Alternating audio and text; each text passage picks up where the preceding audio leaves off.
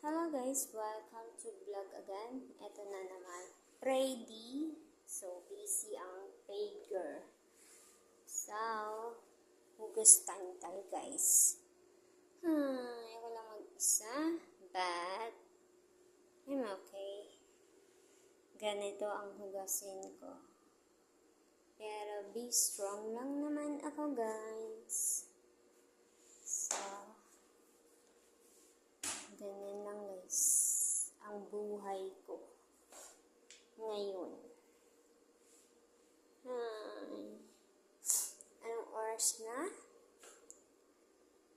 Alas 4 ng hapon dito sa Saudi. So, pag-akit ko mamaya, maglaba na naman ako at magpa-plancha. Kasi wala na akong kasama, umuwi siya ng Indonesia.